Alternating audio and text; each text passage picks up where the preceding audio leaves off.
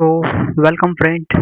ये हमारी आज इस सीरीज़ की क्लास नंबर 2 है। जो हमारी सीरीज़ चल रही है general science mix question test series के फॉर्म में चल रही है। इसको हम सेकंड क्लास है इसकी आज स्टार्ट कर रहे हैं।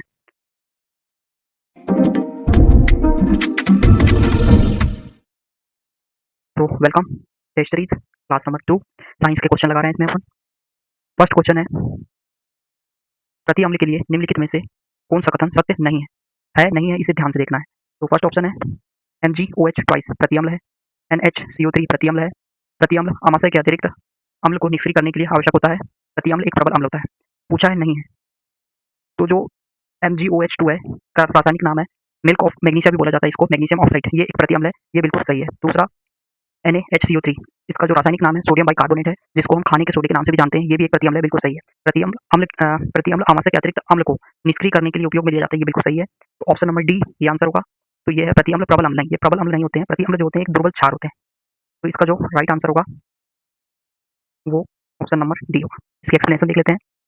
प्रति अम्ल एक ऐसा पदार्थ होता है जिसका उपयोग अम्ल में उत्पन्न अतिरिक्त हाइड्रोक्लोरिक अम्ल, जो पेट में मतलब आमाशय में जो अम्ल उत्पन्न होता है HCl हाइड्रोक्लोरिक अम्ल, उसकी अगर मात्रा अधिक हो जाए तो उसको निष्क्रिय करने के लिए या कम करने के लिए इसका यूज किया जाता है। जैसे आप इनो लेते होंगे तो इनो में जो होता है मिल्क ऑफ मैग्नीशिया, ये जो मिल्क ऑफ मैग्नीशिया ये या फिर सोडियम बाइकार्बोनेट जिसको खाने का सोडा बोलते हैं, ये होता है इसमें। प्रति अम्ल की जो क्रिया होती है वो उदासीन अभिक्रिया होती है, क्योंकि पेट में जो HCl उत्पन्न हुआ है वो और आप ये जो बाहर से लेंगे प्रति अम्ल मतलब वो एक प्रकार का क्षार है, ये मिलकर उदासीन हो जाएंगे, एक उदासीन क्रिया बन जाएगी। पेट में HCl की कुछ मात्रा की आवश्यकता होती है, लेकिन अपचय के कारण कुछ अधिक हो जाता है, जिससे आपको एसिडिटी की समस्या होती है, जिसको प्रति अम्ल के माध्यम से कम किया जा सकता है। Next question, question number 2। कोशिका विभाजन की अर्धसूत्रीय विभाजन विधि में जो सेल डिवीजन होता है उसकी अर्धसूत्रीय विभाजन में गुणसूत्रों की संख्या का आदान प्रदान किस स्थिति में डैश मतलब स्थान स्थिति पर होता है? फर्स्ट तो इसका जो आंसर है ये है टिकोटोमी। जो सेल डिवीजन होता है इसको डायग्राम समझते हैं। जो सेल डिवीजन होता है इसकी टोटल 4 स्टेप है। मेन जो 4 स्टेप हैं, एक है pre phase, second metaphase, anaphase और टेलोफेज। तो जो प्री फेज होती है, ये जो प्री फेज होती है इसमें जो क्रोमोसोम होते हैं, गुणसूत्र होते हैं, बिल्कुल गुच्छे में होते हैं, इनको आप गिन या पहचान नहीं सकते हैं।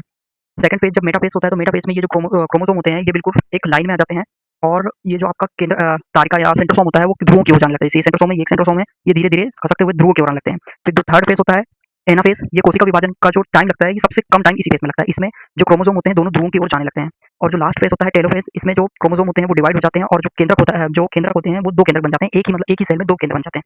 इसको वीडियो के माध्यम से देख लेते हैं। सेल डिवीजन, ये देखिए, ये जो प्री फेज है इसमें जो क्रोमोसोम है पूरे इकट्ठित हैं, परंतु जब सॉरी, ये जो फेस है ये खिसकते हुए जाते हैं, बोले तो खिसकने लगते हैं, और ये एनाफेज और ये टेलोफेज। नेक्स्ट क्वेश्चन है, एल्यूमिनियम तत्व का परमाणु क्रमांक कितना है? एल्यूमिनियम जिसका परमाणु क्रमांक पूछा है, इसमें एटॉमिक नंबर पूछा है, वो होता है 13। एल्यूमिनियम जिसका जो सिंबल है Al है, परमाणु क्रमांक होता है इसका 13। ये आवर्त सारणी के बोरॉन समूह का एक सदस्य है। पृथ्वी की जो भूपटपटी, पृथ्वी की जो सबसे ऊपरी परत है भूपटपटी, उसमें तीसरा सबसे प्राचुर मात्रा में पाया जाने वाला तत्व है एल्यूमिनियम, जिसका परमाणु क्रमांक 13 और परमाणु भार लगभग में दुगना होता है, तो 26.98। नेक्स्ट क्वेश्चन, SER सैर एक कोशिकांग का पूरा नाम क्या है? जो वसा का, ये क्या वसा अणुओं लिपिड के निर्माण में सहायता देता है, जो कोशिका के कार्यों के लिए महत्वपूर्ण है। पूछ रहा है ये जो SER है इसका फुल फॉर्म क्या है, जो कि वसा अणु और लिपिड्स का निर्माण करता है। आपने पढ़ा होगा अंतःपादव्य झिल्लिका, जो कि 2 टाइप की होती है। एक होती है चिकनी, मतलब इसको बोलते हैं चिकनी को स्मूथ स्मूथ अंतःस्रावित झिल्लिका, और एक होती है रफ। तो इसमें जो S है ये स्मूथ चिकनी को दिखाता है, और इसका कार्य क्या है, ये करता है वसा अणु और जो लिपिड है इनका निर्माण। एंडोप्लाज्मिक रेटिकुलम स्ट्रक्चर, ये 2 टाइप के होते हैं, एक रफ और एक स्मूथ। जो रफ होता है ये प्रोटीन निर्माण करता है, प्रोटीन संश्लेषण करता है, और ये जो स्मूथ होता है ये वसा और लिपिड्स का निर्माण करता है। जो रफ वाला होता है ये केंद्रिका के जो आपका केंद्रक होता है उसके पास होता है, और ये रफ क्यों होता है, क्योंकि इसमें जो ये दानेनुमा संरचना आपको दिख रही है, ये राइबोसोम इसमें उपस्थित होते हैं, इसी कारण से ये रफ होता है, खुरदुरा होता है। और ये जो स्मूथ होती है वो केंद्रक से दूर होती है, जिसमें राइबोसोम उपस्थित नहीं होते हैं, इसीलिए ये चिकनी भी होती है। नेक्स्ट क्वेश्चन, गति का दूसरा समीकरण खालिस्तान के बीच में संबंध दिखाता है। गति के समीकरण आप जानते हैं, जो न्यूटन की गति के समीकरण है, 3 समीकरण है। फर्स्ट समीकरण है v equal to u plus 80, second is s equal to ut plus 1/2 at square, और थर्ड है v square equal to u square plus 2as, जिसमें उस इस क्वेश्चन में पूछा है द्वितीय समीकरण। द्वितीय समीकरण कभी भी पूछे संबंध क्या है तो आपको फर्स्ट और लास्ट देखना होता है। जैसे फर्स्ट समीकरण का संबंध पूछ ले तो v होता है अंतिम वेग, t होता है टाइम। तो फर्स्ट समीकरण जो है अंतिम वेग और समय के बीच संबंध बताता है। जैसे सेकंड समीकरण में आते हैं, सेकंड समीकरण में s दिखाता है विस्थापन को या दूरी को, और अंतिम इस साइड आ जाएगा t। तो जो सेकंड समीकरण है ये स्थिति या डिस्टेंस या विस्थापन को और टाइम के बीच में संबंध दिखाता है। तो आपका इसका आंसर हो जाएगा स्थिति और समय, ऑप्शन नंबर ए। और गति के तीसरे समीकरण को देख लें तो इसमें जो फर्स्ट होता है v होता है और लास्ट होता है s, तो ये अंतिम वेग और स्थिति या विस्थापन या दूरी के बीच में संबंध बताता है। नेक्स्ट क्वेश्चन, जिंक और सल्फ्यूरिक एसिड इसको जब क्रिया करते हैं तो जिंक सल्फेट बनता है। इसमें पहले बता दिया कि जिंक सल्फेट बनता है, साथ में एक उत्पाद बनता है, वो आपको बताना है। तो जिंक है एक धातु, और धातु जब किसी अम्ल से क्रिया करती है तो हाइड्रोजन गैस रिलीज करती है। तो इसका राइट आंसर हो जाएगा हाइड्रोजन। और आप इस इक्वेशन को लिख के भी पता कर सकते हैं। जैसे यहाँ पर Zn जिंक, H2SO4 सल्फर जो कि एक्विटिक फॉर्म में है, S यहाँ पर दिखा है कि ये सॉलिड है, जब रिएक्शन होगी तो ZnSO4 बनेगा और हाइड्रोजन गैस रिलीज होगी। आप कभी भी पढ़ा होगा कि जो हाइड्रोजन गैस होती है तो ये जो जलती है एक पॉप साउंड के साथ जलती है। नेक्स्ट क्वेश्चन, कार्बन का परमाणु क्रमांक 6 है एवं उसका परमाणु द्रव्यमान 12 है, तो कार्बन के नाभिक में कितने प्रोटॉन होंगे? तो प्रोटॉन की जो संख्या होती है वही परमाणु संख्या होती है। किसी भी तत्व परमाणु की या तत्व की जो परमाणु क्रमांक एटॉमिक नंबर होता है वो उसके प्रोटॉन के बराबर ही होता है। स्पष्ट कि प्रोटॉन की संख्या भी 6 होगी। परमाणु संख्या को परमाणु के नाभिक में उपस्थित प्रोटॉन की कुल संख्या के रूप में ही परिभाषित किया जाता है, जिसे Z से प्रदर्शित किया जाता है। ये आपको याद रखना होगा कि इसे Z से प्रदर्शित किया जाता है। परमाणु परमाणु द्रव्यमान को होता है जो नाभिक में उपस्थित न्यूट्रॉन और प्रोटॉन की जो संख्या उनका योग ही परमाणु संख्या होती है, एटॉमिक नंबर होता है, जिसको A से रिप्रेजेंट किया जाता है। नेक्स्ट क्वेश्चन, निम्नलिखित में से क्या अधिक कार्य कर सकता है? ये ऑप्शन दिए हैं, उनमें से बताना है कि कौन सा अधिक कार्य कर सकता है। तो इसको एक्सप्लेनेशन समझते हैं कि जो न्यूटन का सेकंड लॉ है वो बोलता है F equal to ma, force equal to द्रव्यमान इंटू एक्सेलरेशन, मतलब बल इक्वल टू द्रव्यमान इंटू विस्थापन है त्वरण।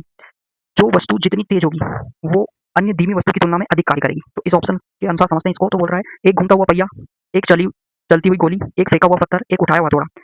इसकी स्पीड तो नहीं होगी, इसकी भी स्पीड होगी बट उतनी स्पीड नहीं होगी, सबसे ज्यादा स्पीड होगी गोली की। इसलिए ऑप्शन नंबर जो बी है वो सबसे अधिक कार्य करेगा, एक चलती हुई गोली। क्वेश्चन नंबर 8 पे आते हैं। निम्नलिखित में से कौन सा कथन दो वस्तुओं के बीच में गुरुत्वाकर्षण बल पर लागू होता है? मतलब दो पिंड या वस्तुएं तो उनके बीच में गुरुत्वाकर्षण पे लागू होने वाली बात कौन सी है, इस क्वेश्चन में बताना है आपको। दो वस्तुओं के बीच गुरुत्वाकर्षण बल उदासीन होता है? नहीं, उदासीन तो नहीं होता है कभी भी। दो वस्तुओं के बीच गुरुत्वाकर्षण बल विकसित और आकर्षित होता है। अब दोनों तो नहीं होता है, आपको पता होना चाहिए कि ये हमेशा आकर्षित बल होता है। तो ये जो ऑप्शन नंबर सी है, दो वस्तुओं के बीच गुरुत्वाकर्षण बल आकर्षण बल होता है। जैसे आप अर्थ पर हैं और किसी पिंड को, किसी पत्थर को ऊपर फेंक रहे हैं तो ऊपर की ओर जा रहा है और कुछ समय नीचे आने लगा। क्यों? क्योंकि पृथ्वी भी एक पिंड है और जो आपने पत्थर थ्रो किया है वो भी एक पिंड है, और दोनों के बीच में आकर्षण बल लग रहा है, इसीलिए ये उसे अपनी ओर खींच लेता है। ऑप्शन नंबर सी इसका राइट आंसर हो जाएगा। इसके एक्सप्लेनेशन को समझते हैं। दो वस्तुओं के बीच गुरुत्वाकर्षण बल हमेशा ऑलवेज आकर्षित होता है, मतलब ऑलवेज अट्रैक्टिव होता है। गुरुत्वाकर्षण बल एक बल है जो किसी भी दो वस्तुओं के द्रव्यमान के साथ आकर्षित करता है। ब्रह्मांड में सभी बलों में गुरुत्वाकर्षण बल, अगर कभी आपको ऐसा क्वेश्चन आ जाए, 4 ऑप्शन में अलग-अलग बल दे दिए, जैसे नाभिकीय बल हो गया, गुरुत्वाकर्षण बल हो गया, ऐसे ही बल घर्षण बल हो गया, तो उसमें पूछ ले कि ब्रह्मांड में सबसे कमजोर बल कौन-सा है, तो उसका आंसर गुरुत्वाकर्षण बल ही होता है। और आपने ये F equal to force equal to G यहाँ पर सर्वाधिक गुरुत्वाकर्षण नियतांक होता है, m एक पिंड का द्रव्यमान होता है, दूसरा पिंड का द्रव्यमान बटे r स्क्वायर होता है। नेक्स्ट क्वेश्चन, मैनली द्वारा मटर के पौधे पर किए गए प्रयोगों में निम्नलिखित में से कौन सा प्रभावी लक्षण है? आपको यहाँ डोमिनेटिव प्रभाव बताना है, इफेक्ट बताना है। हरा बीज, जोड़ीदार बीज, बोना पौधा, गोल बीज। इसका राइट आंसर है गोल बीज। आपको इसकी पूरी लिस्ट ही बता देता हूँ मैं। ये होता है प्रभावी लक्षण, ये अप्रभावी लक्षण। आपने जो सीड देखा होगा, बीज देखा होगा, उसके कलर को अगर देखा जाए तो जो येलो होता है, पीला रंग का जो बीज होता है वो प्रभावी होता है।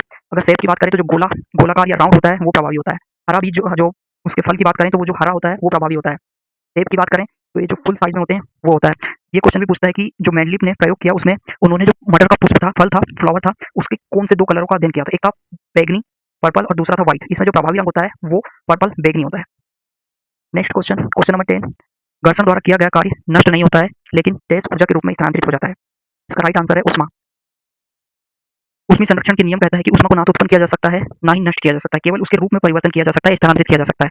घर्षण द्वारा किया गया कार्य नष्ट नहीं होता है बल्कि ऊष्मीय ऊर्जा में परिवर्तित हो जाता है। जैसे आप जब बाइक का ब्रेक लगाते हैं तो आपने ब्रेक लगाया तो एक कार्य किया, उसकी ऊर्जा आपके जो व्हील है उस पर जाकर ऊष्मा के रूप में ट्रांसफर होगी और वो उसे रोकने का कार्य करेगा। Thank you for watching, subscribe, thank you, like, share and subscribe.